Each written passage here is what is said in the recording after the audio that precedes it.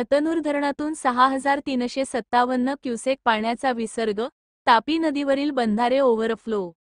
सावदा, दि. 9 जुलै 2025. प्रतिनिधी, अजहर खान. मध्य प्रदेश आणि विदर्भात सुरू असलेल्या जोरदार पावसामुळे जळगाव जिल्ह्यातील भुसावळ तालुक्यातील हतनूर धरणात पाण्याची आवक लक्षणीयरित्या वाढली आहे. या वाढत्या आवकेच्या पार्श्वभूमीवर धरणातील पाणीसाठा नियंत्रित ठेवण्यासाठी हतनूर धरणाचे 6 दरवाजे 50 मीटर उघडण्यात आले असून 6,357 क्युसेक पाण्याचा विसर्ग तापी नदीच्या पात्रात सोडण्यात येत आहे. या विसर्गामुळे तापी नदीवरील बंधारे ओव्हरफ्लो झाले असून शेळगाव बॅरेज प्रकल्पातही पाण्याची आवक वाढली आहे. परिणामी शेळगाव बॅरेजचे 3 दरवाजे उघडण्यात आले आहेत. हतनूर धरण हे जळगाव जिल्ह्यातील सर्वात मोठे पाणलोट क्षेत्र असलेले धरण आहे.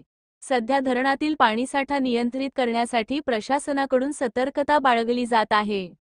मध्य प्रदेश आणि विदर्भातील पावसाचा परिणाम तापी नदीच्या पाणलोट क्षेत्रावर दिसून येत आहे. तापी नदीच्या पात्रात वाढलेला प्रवाह आणि बंधाऱ्यांचा ओव्हरफ्लो यामुळे परिसरातील शेती आणि पाणीपुरवठा व्यवस्थेवर सकारात्मक परिणाम होण्याची शक्यता आहे.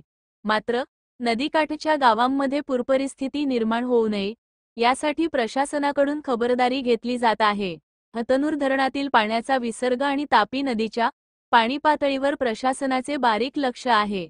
स्थानिक प्रशासन आणि जलसंपदा विभागाकडून सतत देखरेख ठेवली जात आहे.